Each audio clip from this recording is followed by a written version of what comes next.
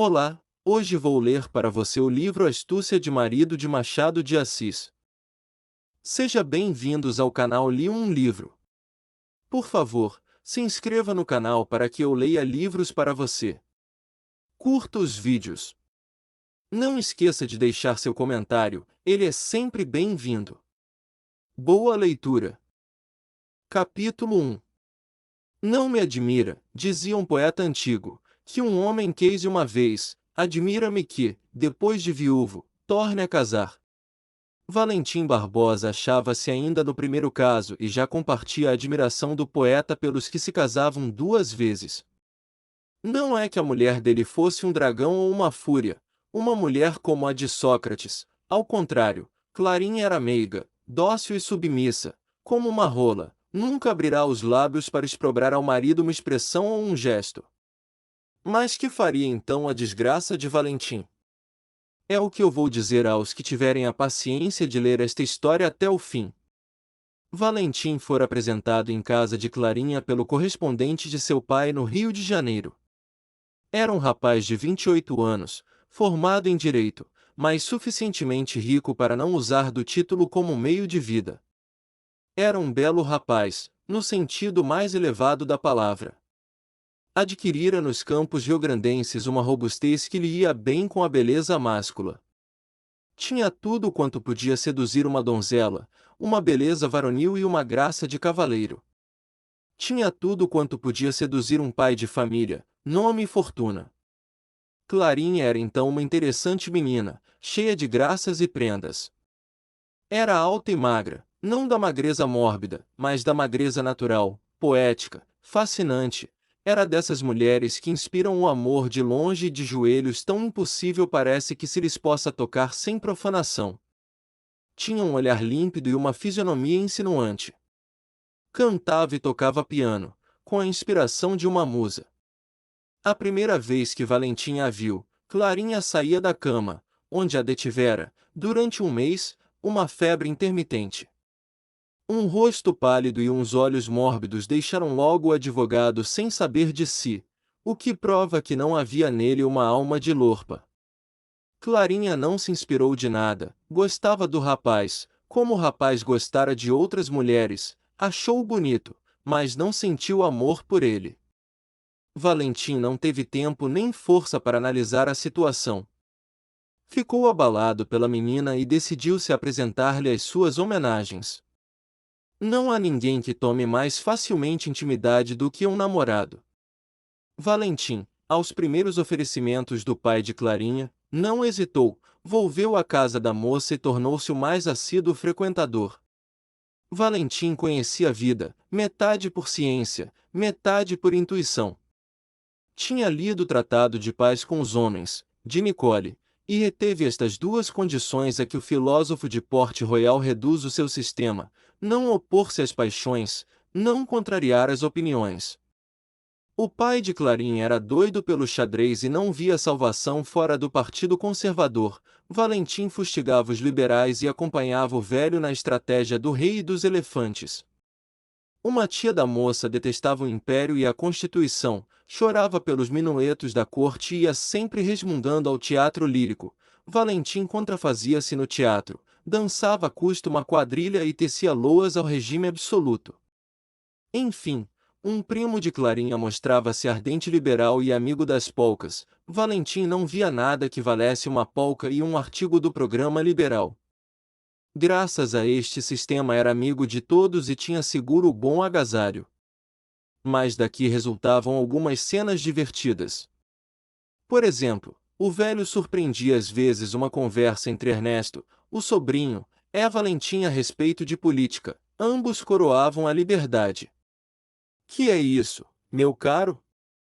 Então segue as opiniões escaldadas de Ernesto? Ah!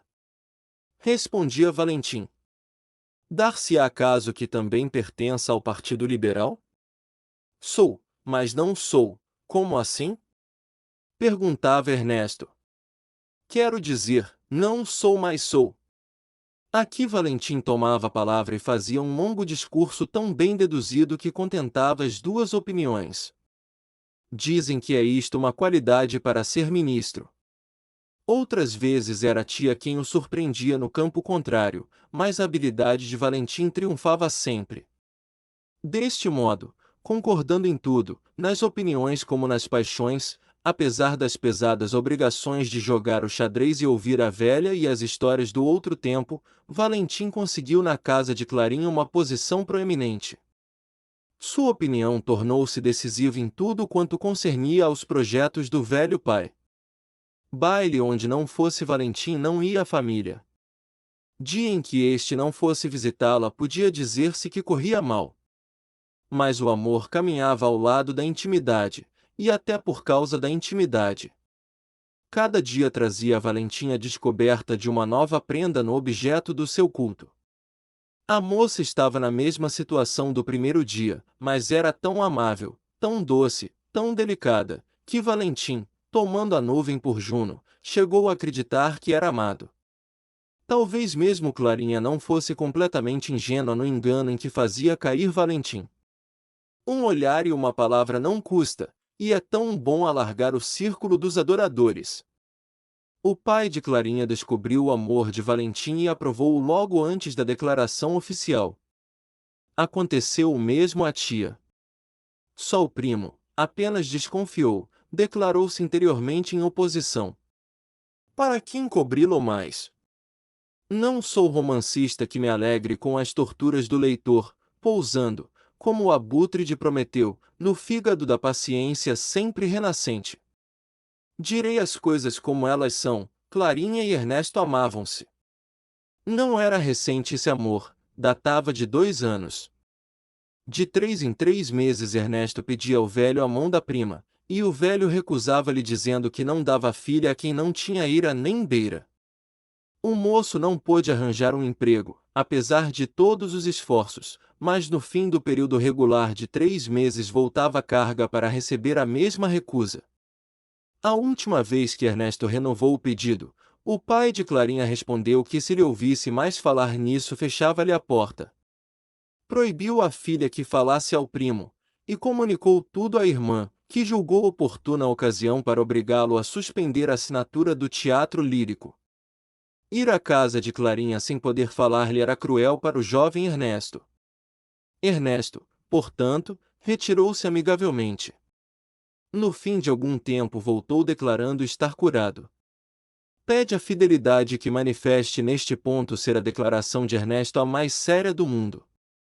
O pai acreditou, e tudo voltou ao seu antigo estado, sim, ao seu antigo estado, digo bem, porque o amor que Ernesto cuidara extinto reviveu à vista da prima. Quanto a esta, ausente ou presente, nunca esqueceu o amante. Mas a vigilância prudente do pai pôs os nossos 2 heróis de sobreaviso, e ambos passaram a amar em silêncio.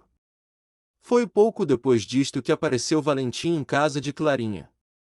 Aqui devo eu fazer notar aos leitores desta história, como ela vai seguindo suave e honestamente, e como os meus personagens se parecem com todos os personagens de romance, um velho maníaco, uma velha impertinente, e a amante platônica do passado, uma moça bonita apaixonada por um primo, que eu tive o cuidado de fazer pobre para dar-lhe maior relevo, sem todavia decidir-me a fazê-lo poeta, em virtude de acontecimentos que se hão de seguir, um pretendente rico e elegante, cujo amor é aceito pelo pai, mas rejeitado pela moça, enfim, os 2 amantes à borda de um abismo condenados a não verem coroados os seus legítimos desejos, e ao fundo do quadro um horizonte enegrecido de dúvidas e de receios.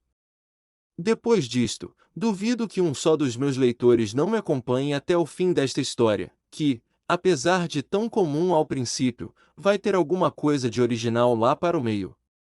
Mas como convém que não vá tudo de uma sentada, eu dou algum tempo para que o leitor acenda um charuto, e entro então no segundo capítulo. Capítulo 2. Se o leitor já amou, imagine qual não seria o desespero de Ernesto, descobrindo um rival em Valentim.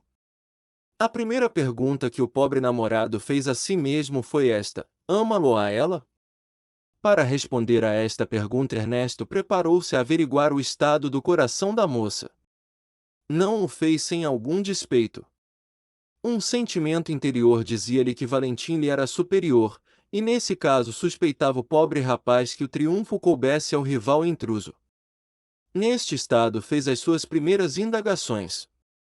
Ou fosse cálculo, ou natural sentimento, Clarinha, as primeiras interrogações de Ernesto, mostrou que era insensível ao afeto de Valentim.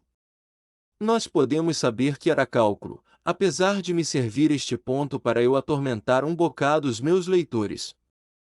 Mas Ernesto viveu na dúvida durante alguns dias. Um dia, porém, convenceu-se de que Clarinha continuava a amá-lo como dantes, e que portanto o iludido era Valentim. Para chegar a esta convicção lançou mão de um estratagema, declarou que se ia matar. A pobre moça quase chorou lágrimas de sangue. E Ernesto, que tinha tanta vontade de morrer como eu, apesar de amar doidamente a prima, pediu-lhe que jurasse que nunca amara outro. A moça jurou. Ernesto quase morreu de alegria, e pela primeira vez, apesar de serem primos, pôde selar a sua paixão com um beijo de fogo, longo, mas inocente. Entretanto, Valentim embalava-se nas mais enganadoras esperanças. Cada gesto da moça, e ela os fazia por garridice, parecia-lhe a promessa mais decisiva. Todavia, nunca Valentim alcançara um momento que lhe permitisse fazer uma declaração positiva à moça. Ela sabia até onde convinha ir e não dava um passo adiante. Nesta luta íntima e secreta passaram-se muitos dias. Um dia entrou, não sei como, na cabeça de Valentim que devia sem prévia autorização pedir ao velho a mão de Clarinha. Acreditando-se amado, mas supondo que a ingenuidade da pequena era igual à beleza, Valentim julgou que tudo dependia daquele passo extremo. O velho, que aguardava aquilo mesmo, armado de um sorriso benévolo, como um caçador armado da espingarda à espera da onça, apenas Valentim fez-lhe o pedido da mão da filha, declarou que aceitava a honra que o moço lhe fazia, e prometeu-lhe, nadando em júbilo, que Clarinha aceitaria do mesmo modo. Consultada particularmente acerca do pedido de Valentim, Clarinha não hesitou um momento, recusou. Foi um escândalo doméstico. Interveio a tia, munida de 2 conselhos e 2 axiomas, para convencer a rapariga de que devia aceitar a mão do rapaz. O velho assumiu as proporções de semideus e atroava a casa. Finalmente Ernesto exasperado prorrompeu em protestos enérgicos, sem poupar alguns adjetivos mais ou menos desairosos para a autoridade paternal. Do que resultou ser o rapaz expulso de casa pela segunda vez, e ficar assentado de pedra e cal que Clarinha casaria com Valentim. Quando Valentim foi de novo saber do resultado do pedido, o velho afirmou-lhe que Clarinha consentia em aceitá-lo por marido. Valentim manifestou logo um desejo legítimo de falar à noiva, mas o futuro sogro respondeu-lhe que ela se achava meio incomodada. O incômodo era nem mais nem menos resultante das cenas a que dera lugar o pedido de casamento. O velho contava com a docilidade de Clarinha, e não se iludia. A pobre menina, antes de tudo, acatava o pai e recebia as ordens dele como se foram artigos de fé. Passada a primeira comoção, teve de resignar-se a aceitar a mão de Valentim. O leitor, que ainda anda à procura das astúcias do marido, sem que ainda tenha visto nem marido, nem astúcias, ao chegar a este ponto exclama naturalmente: ora, graças a Deus! Já temos um marido. E eu, para furtar-me à obrigação de narrar o casamento e a lua de mel, passo a escrever o 3º capítulo. Capítulo 3. Lua de mel. Há sempre uma lua de mel em todos os casamentos, não a houve no casamento de Valentim. O pobre noivo viu na reserva de Clarinha um acanhamento natural do estado em que ia entrar, mas desde que, passados os primeiros dias, a moça não saía do mesmo propósito, Valentim concluiu que havia enguia na erva. O autor desta novela não se viu ainda em situação igual, nem também caiu num poço de cabeça para baixo, mas acredita que a impressão deve ser absolutamente a mesma. Valentim fez o seguinte raciocínio: se Clarinha não me ama é que ama alguém, esse alguém talvez não me valha, mas tem sobre mim a grande vantagem de ser preferido. Ora, esse alguém quem é? Desde então a questão de Otelo entrou no espírito de Valentim e fez cama aí, ser ou não ser amado, tal era o problema do infeliz marido. Amar uma mulher moça, bela, adorável e adorada, ter a subida glória de possuí-la de poucos dias, a face da igreja, a face da sociedade, viver por ela e para ela, mas ter ao mesmo tempo a certeza de que diante de si não existe mais do que o corpo frio e insensível, e que a alma vagueia em busca da alma do outro, transformar-se ele, noivo e amante, em objeto de luxo, em simples pessoa oficial, sem um elo do coração, sem uma centelha de amor que lhe dê a posse inteira daquela que ama, tal era a miseranda e dolorosa situação de Valentim. Como homem de espírito e de coração, o rapaz compreendeu a sua situação. Negá-la era absurdo, confessá-la no interior era ganhar metade do caminho, porque era saber o terreno que pisava. Valentim não se deteve em suposições vãs, assegurou-se da verdade e tratou de descobri-la. Mas como? Perguntar à própria Clarinha era inaugurar o casamento por uma desconsideração, e qualquer que fosse o direito que tivesse de resgatar o coração da mulher, Valentim não queria desprestigiá-la aos seus próprios olhos. Restava a pesquisa. Mas de que modo exercê-la?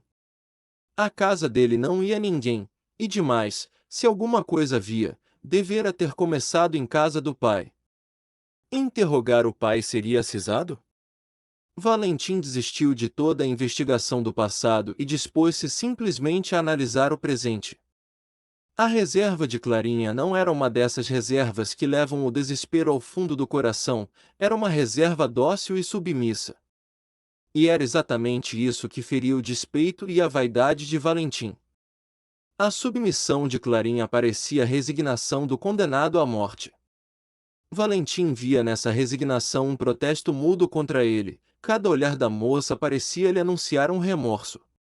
Uma tarde. O leitor há de ter achado muito singular que eu não tenha marcado nesta novela os lugares em que se passam as diversas cenas de que ela se compõe. É de propósito que faço, limitei-me a dizer que a ação se passava no Rio de Janeiro. Fica à vontade do leitor marcar as ruas e até as casas. Uma tarde, Valentim e Clarinha achavam-se no jardim. Se amassem igualmente estariam àquela hora num verdadeiro céu, o sol parecia ter guardado um dos seus melhores ocasos para aquela tarde. Mas os dois esposos pareciam apenas dois conhecidos que por acaso se haviam encontrado num hotel, ela por uma reserva natural e que tinha explicação no amor de Ernesto, ele por uma reserva estudada, filha do ciúme e do despeito. O sol morria numa das suas melhores mortes. Uma aragem fresca agitava mansamente as folhas dos arbustos e trazia ao lugar onde se achavam os dois esposos o doce aroma das acácias e das magnólias. Os dois estavam assentados em bancos de junco, colocados sobre um chão de relva, uma espécie de parede composta de trepadeiras formava por assim dizer o fundo do quadro. Perto ouvia-se o murmúrio de um regato que atravessava a chácara. Finalmente duas rolas brincavam a 10 passos do chão. Como se vê, a cena pedia uma conversação adequada em que se falasse de amor, de esperanças, de ilusões, enfim, de tudo quanto pudesse varrer da memória a boa prosa da vida. Mas em que conversavam os dois? A descrição fez-nos perder as primeiras palavras do diálogo, mal podemos pilhar uma interrogação de Valentim. Mas, então, não és feliz? Perguntou ele. Sou, respondeu a moça. Como dizes isso? Parece que respondes a uma interrogação da morte. Um triste sorriso passou pelos lábios de Clarinha. Seguiu-se um breve silêncio, durante o qual Valentim considerava as botas e Clarinha analisava a barra do vestido. Pois olha, não me falta vontade, disse Valentim. Vontade de quê? De fazer-te feliz, ah! Nem foi para outra coisa que eu te fui buscar à casa de teu pai.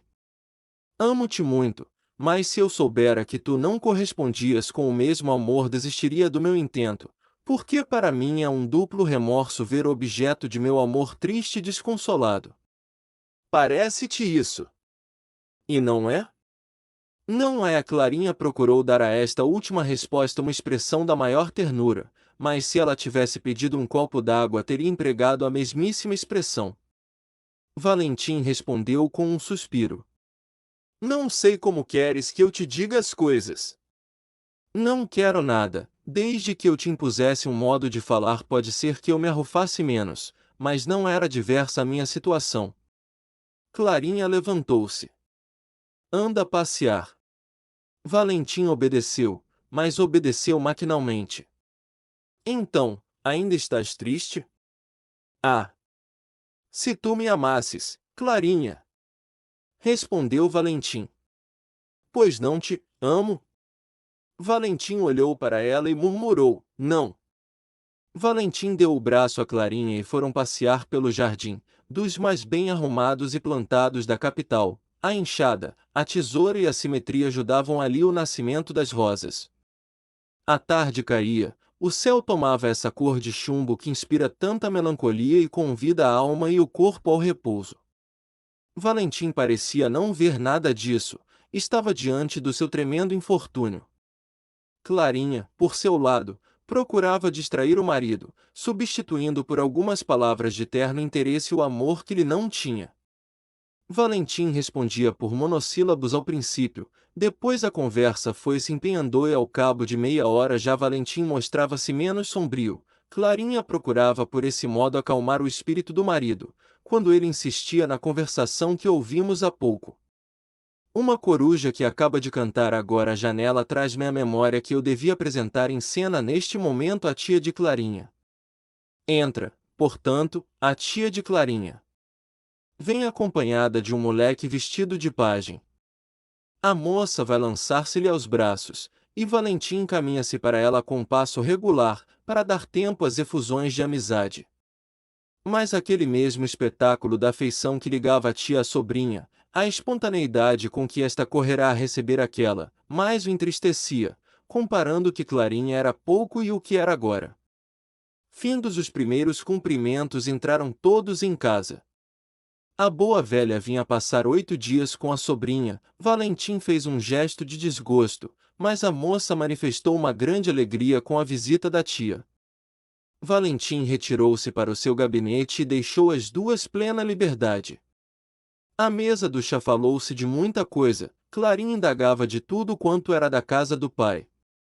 Este devia vir no dia seguinte jantar com o genro. Valentim pouco falou. Mas lá para o meio do chá, Clarinha voltou-se para a tia e perguntou com certa timidez o que era feito de Ernesto. A moça procurou dar à pergunta o tom mais inocente do mundo, mas tão mal o fez que despertou a atenção do marido. Ah! Respondeu a tia, está bom, isto é, está doente. Ah! De quê? Perguntou a moça empalidecendo. De umas febres. Clarinha calou-se, pálida como a morte. Valentim tinha os olhos fixos nela.